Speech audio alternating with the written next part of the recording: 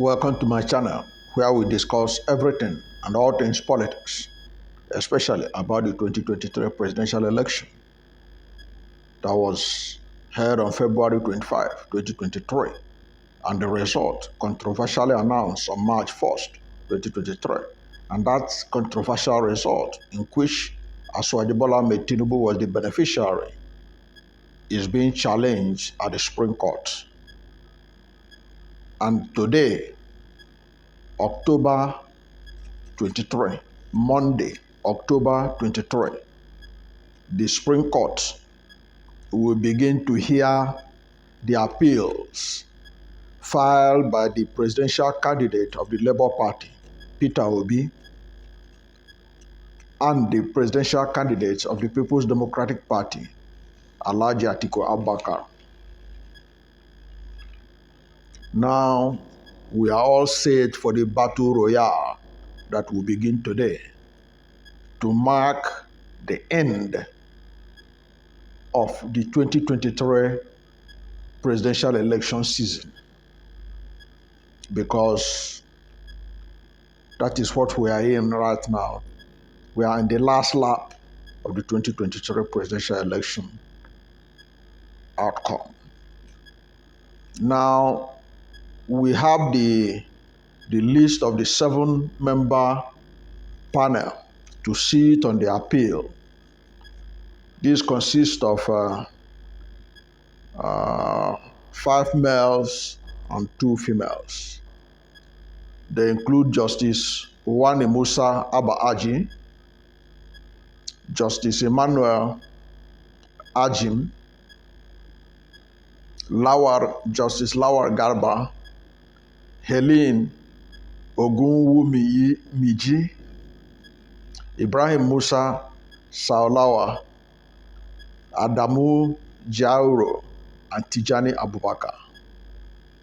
These are the justices that the fate of Alhaji Bola Ahmed Tinubu, the beneficiary of the March 1st presidential election result announcement by the Independent National Electoral Commission, Peter Obi, the presidential candidate of the Labour Party, and the Atiku Abubakar, the presidential candidate of the People's Democratic Party. These justices, they have till November 6th to deliver judgments on all the petitions filed before them. Now, while we wait with bated breath to find out what will be the final outcome of the election, because what the Supreme Court will say, their ruling will be the final outcome, will bring to closure the final outcome of the 2023 presidential election season. Now, it is important that we know some of these 7 men and women who are going to determine the fate of Atiku Abubakar, Alhaji Bola Ahmed Tinubu, and Peter Obi. But not only the fate of these 3 men that they're going to decide. They are going to decide the fate of Nigeria going forward. What kind of nation are we building? What kind of country are we expected to build going forward? What will our children say of us based on the outcome of this election, based on the verdict of the Supreme Court? Because right now the matter is it's outside the hands of ordinary Nigerians who have voted. And unfortunately for most Nigerians, the vote did not go according to their plans. There were glaring evidence of electoral malpractices, but in Nigerian legal system, unless you are able to prove it before the justices, and the justices themselves are ready to listen with open mind, you can as well kiss your expectations goodbye. But we have hope that the justices of the Supreme Court, that they will do justice in this season. They have done it before. They have restored mandates in which they have been held and applauded. It's only in recent time that people have gotten so weary of Nigerian Supreme Court because of the circumstances in which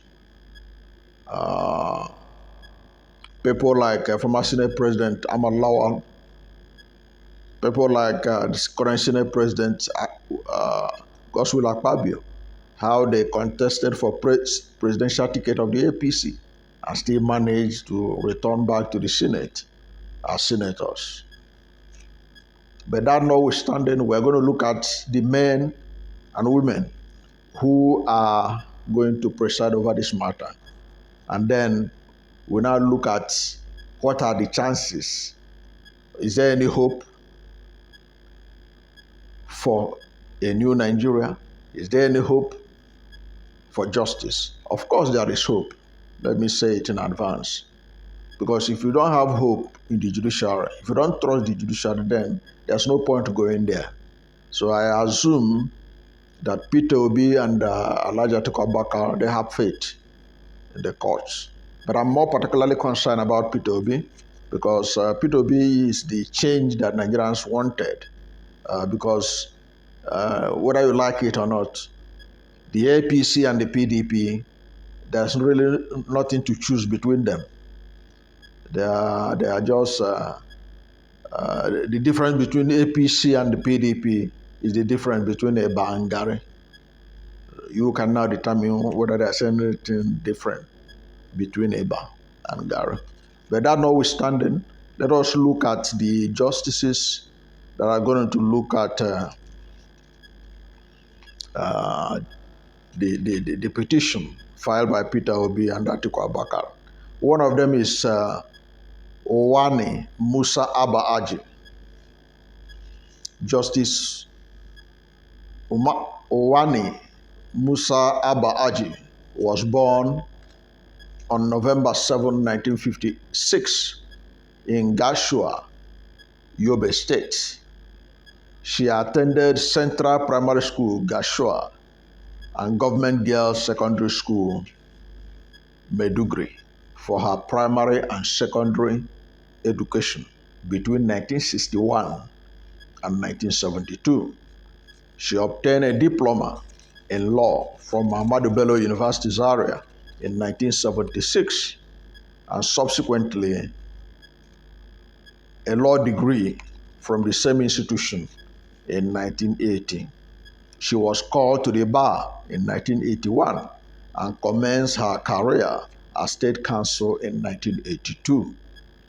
Prior to holding this position, she was a Chief Magistrate 2 in 1989, Chief Magistrate 1 in 1991, and Chief Registrar in November 1991.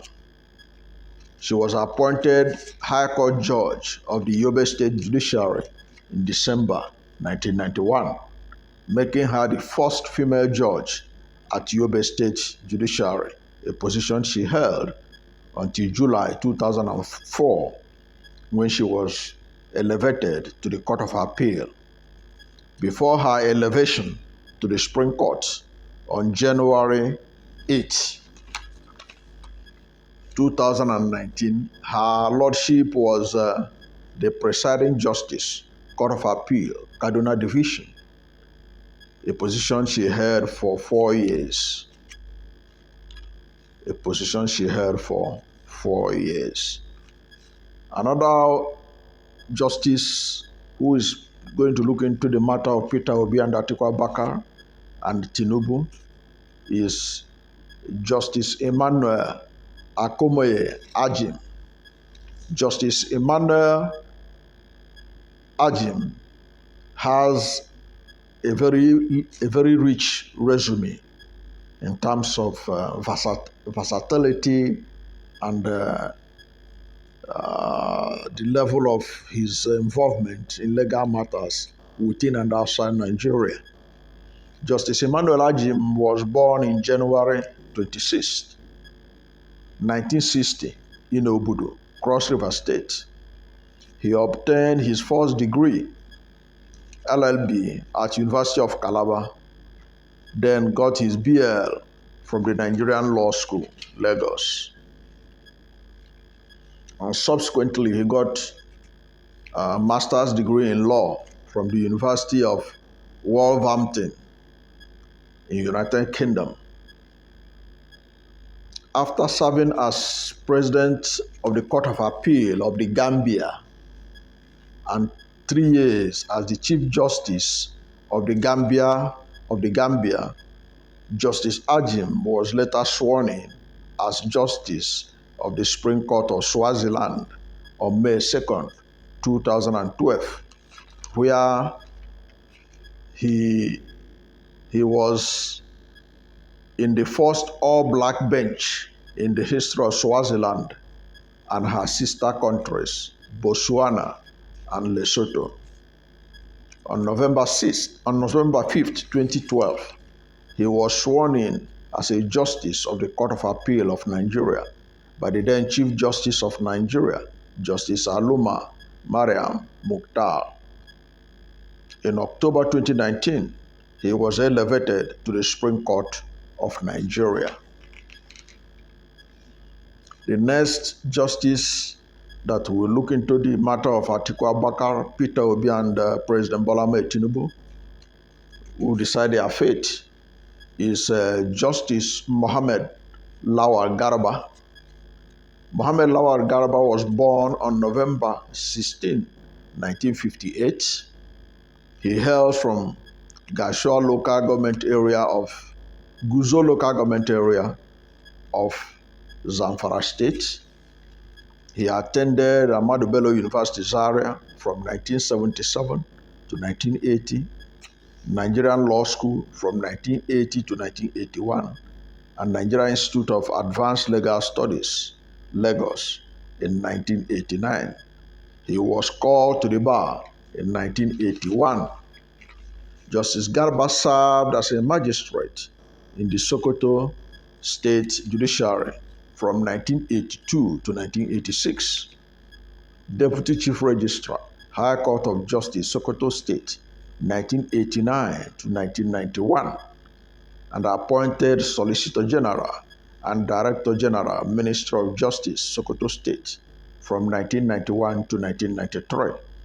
He was then appointed a judge of the High Court of Justice, Sokoto State, from 1993 to 1996. He served as Chief Judge, High Court of Justice, Zamfara State, from 1996 to 2004. In 2004, Justice Garba was elevated to the Court of Appeal and served at various times as the presiding justice at Abuja, Calabar, Port Harcourt, and Lagos divisions of the court from 2010 to 2020. Justice Garba was the judge who led the 5-man Presidential Election Petition Tribunal, which heard and dismissed the petition of the presidential candidate of the People's Democratic Party, Alhaji Atiku Abubakar, challenging the victory of President Muhammadu Buhari at the 2019 poll. He was elevated to the Supreme Court on November 6, 2020. Another justice that is of interest here is a woman who is also going to preside over the fate of Bola Ahmed Tinubu and Atiku Abubakar and Peter Obi. She is Justice Morunkeji Ogumiju. Sorry if I didn't get her name very well. Helen Morunkeji Ogumiju. Sorry. Justice Helen was born on March. She was born on March 23, 1957. She hails from Ondo State. She attended the University of Lagos in 1977, where she bagged a bachelor's degree in law. She was called to the bar in 1978. Justice Helen was appointed a Chief Magistrate Court, a Chief Magistrate Grade 1 in Oyo State in 1991.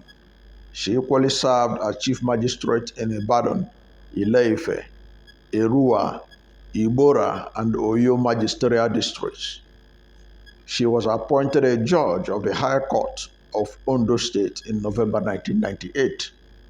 She was a member of the Election Petition Tribunal, Taraba State, in 2003. She was also elevated to the Court of Appeal in November 2005 and served at the Court of Appeal in Ilorin, Benin, Owerri, Lagos, and Enugu divisions. She presided over the Benin and Enugu divisions of the court.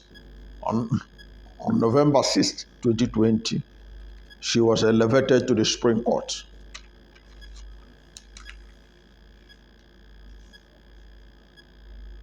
The next in line, who is having the fate of Tinubu, Atiku Abubakar, and Peter Obi in his hand, is Ibrahim Musa Salau. Justice Ibrahim Musa Salau was born on September 29, 1956, in Katsina State. He attended both primary and secondary school in Katsina from 1965 to 1976.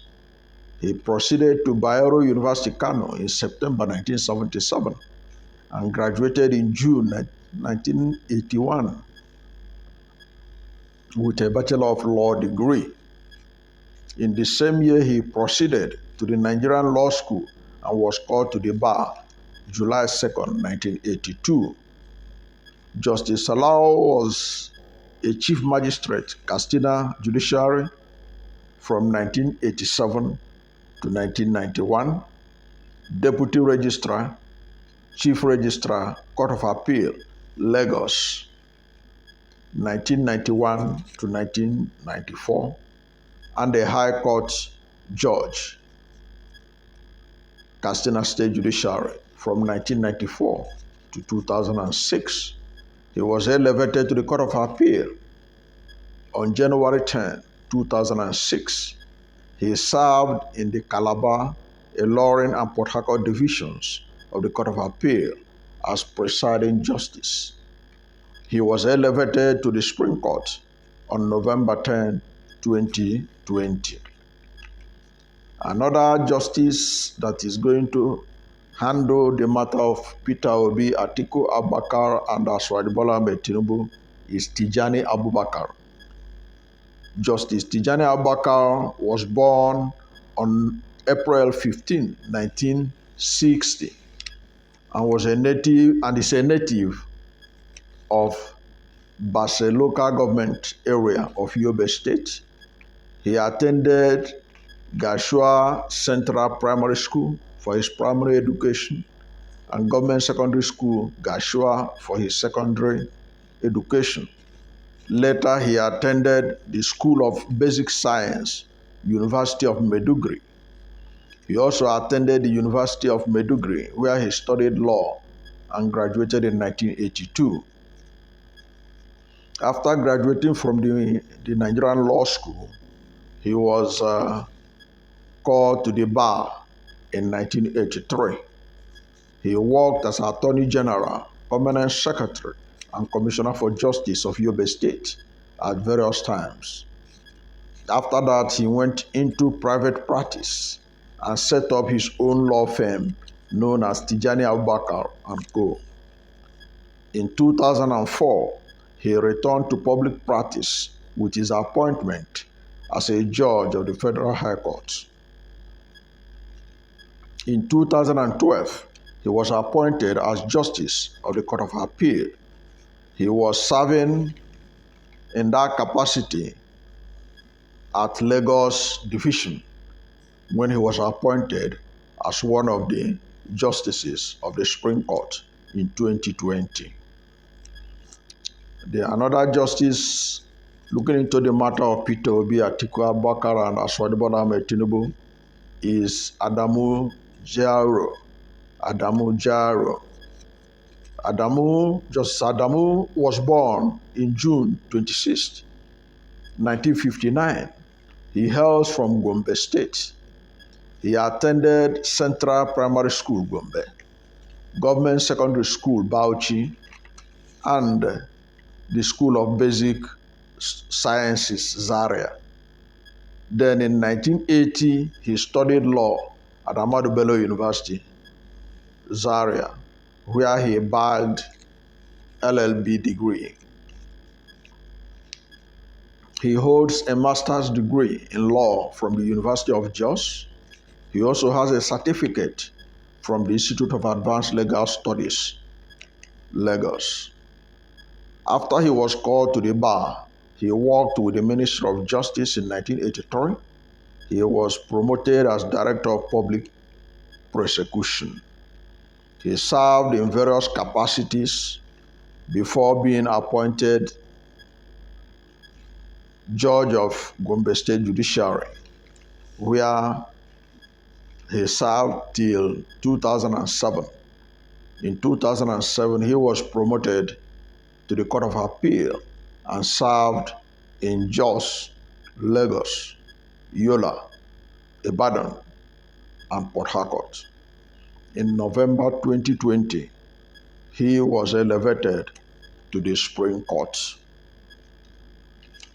Ladies and gentlemen, boys and girls, these are the men and women who are going to look into the matter of Peter Obi, Atiku Abubakar, and Alhaji Bola Ahmed Tinubu. The fate of these three men is in their hands. We don't really know much about the justice, their political leaning, their thinking. You know, normally in other clime, we would have been able to analyze these justices based on their pedigree, based on what they have done before, the landmark judgments that they have given. Are they conservatives? Are they liberals?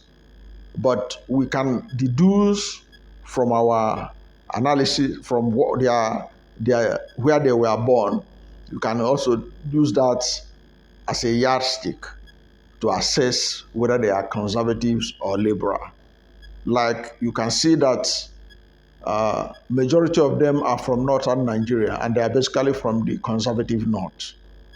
So you can also look at them as most of the justices are conservatives, coming from mostly Islamic north, that they are going to be conservatives and they are going to pursue conservative agenda, and that over the years their rulings will be inclined towards conservative agenda in terms of not being too open to liberal thoughts and all that. We know that there have been justices that deliver judgment according to the law. They ought to deliver judgment according to the law. But all over the world, we know that justices are made up of people. They're also human beings. Some of them are coming from conservative background. Some of them are coming from liberal background. That's why in America, it's always interesting. Every president prays to put some people in the Supreme Court, because that will help to further the agenda of that president and that political party for years to come. Now, of all of them that we have just mentioned there, okay, majority of them are from the north. Okay, so it's assumed that they are conservatives, and one of them stands out, Justice Mohammed Lawal Garba. Why did Lawal Garba stand out? Lawal Garba stand out because he had been in the eye of the storm before. He had presided over the Court of Appeal judgment that affected, in fact, the two major candidates that are that their petition is before the Supreme Court right now. When Mohammed Lawal Garba was in the appeal court, she was the presiding justice when the matter of Atiku Abubakar petitioning against the election of President Muhammad Buhari in 2019. Okay, and in fact, that time there was so much controversy in the sense that Atiku Abubakar had requested that the president of the appeal court, Justice Bukachua, recuse herself because of because of her husband that was a chieftain of the All Progressive Congress.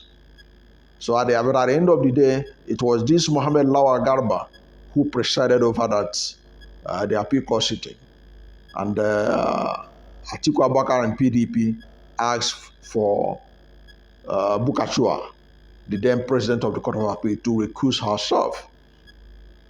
Now, the interesting thing about this is that at that time, Peter Obi was the vice presidential candidate of Atiku Abubakar. Now, Peter Obi and Atiku Abubakar, they are on different platforms, and they are now facing this man again. And with his experience in that tribunal, presiding over that tribunal judgment, I will not be surprised if he is going to be the one that will preside over the delivery of the judgment and the proceedings of the Supreme Court going forward, beginning from today, October 23. And you also remember that the verdict he delivered, he is pretended over, was negative against Atiku Abubakar.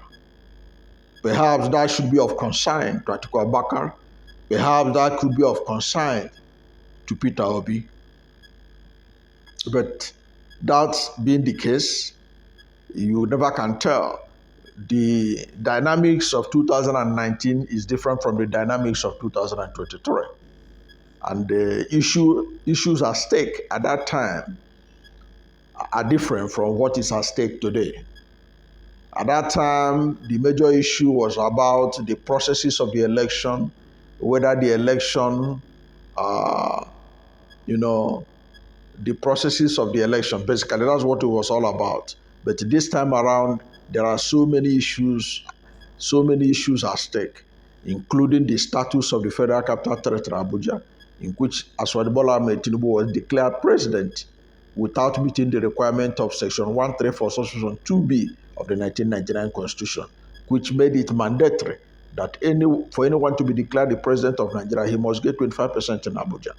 That's a major issue that he has to address. The major issue they have to address is Alhaji Bola Ahmed Tinubu's forfeiture of $460,000 to the United States government, proceeds of heroin. Okay, is it a civil forfeiture as the appeal court was claiming, or is it a criminal forfeiture? What are the differences between them? Because in Nigeria, we have only one forfeiture.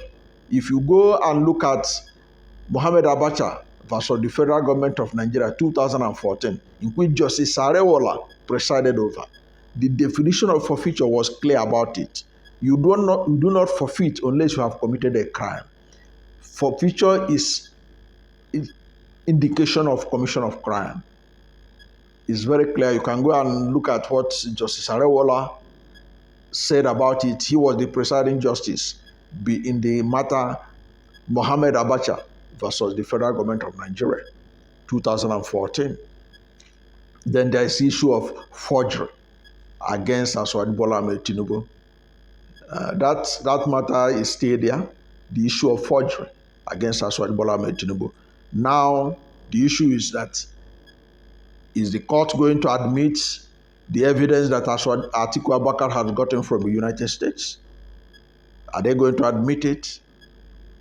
Because it is very essential to the fate of Nigeria going forward. Are they going to admit it? If they are going to admit it, what are the implications? If they admit it and they agree that it was forgery, it means that the Supreme Court has to invoke Section 137, 1J of the 1999 Constitution, which invalidates the election of anyone who submitted forged result for forged document to the Independent National Electoral Commission. A whole lot of politicians have paid the price for doing that. They have lost their mandate for doing that. If they accept the evidence that Atiku brought from United States, precisely from Chicago, and if they accept it, because already we have seen the deposition by the Chicago State University registrar, who said that they don't know where Alhaji Bola Ahmed Tinubu got the certificate he submitted to the Independent National Electoral Commission. It didn't come from them. And that is a classic definition of forgery. Because if you go and check AG versus PDP, where the Supreme Court itself defined what is forgery, you find out that the Supreme Court said that a forgery is when an organization that purportedly issued a certificate said they are not the one that issued it. It is plain and clear on that. And that evidence was already gotten from Atiku Abubakar got that evidence from the registrar of Chicago State University, Mr. Caleb Westberg. So they don't know where he got the certificate from. That's what they said. Anybody in doubt can go and read the deposition. It's now in public domain. Everybody can read it. It's not written in Greek language, simple English. The conversation, the deposition process in which they interviewed the registrar of Chicago State University. So there are several dynamics, so many things at stake. And if the FBI goes ahead to start releasing, because there are strong indications that FBI will start releasing their records on Bola Ahmed Tinubu beginning from today. And if they start releasing it, I expect that no matter what anybody can tell you, if the team begin to make waves on the media, I don't expect the Supreme Court of Nigeria to be ignorant of it, especially if it is so damaging, or if it is revealed as some damaging report that could aid Atiku Abubakar and Peter Obi in the case they have in court. I don't think the Supreme Court will be doing Nigeria any favor by disregarding it, because we know even the one that had the results, the evidence that Atiku Abubakar got, Tinubu had warned that allowing Atiku Abubakar to get those documents will cause him severe and irreparable harm. And from the information we got there, we can agree with him that the things there really cause him severe and irreparable harm, no matter what the outcome of this Supreme Court proceeding will be in the end. It has already caused him severe and irreparable harm going forward. But at the end of the day, we expect that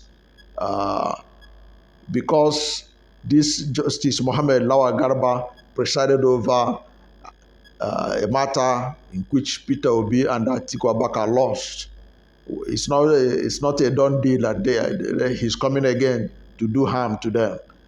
I should expect that these dynamics, the evidence at this time are different from what was obtained in 2019.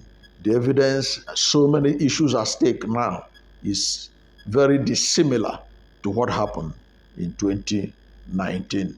And I would advise Nigerians to watch out for the proceedings with open mind, hoping that the justices, these 7 justices, will do justice and give Nigerians a cause to smile at the end of the day. Thank you for watching this video. And if you are new to my channel, you have not yet subscribed to my channel, please subscribe to my channel, hit the subscription button, hit the notification bell. When you subscribe to my channel and hit the notification bell, anytime I have a new video, you'll be among the first to know. God bless you. And please don't forget to like this video, because when you like it, Google will rank it high and recommend it for more people. Thank you, and God bless you and yours.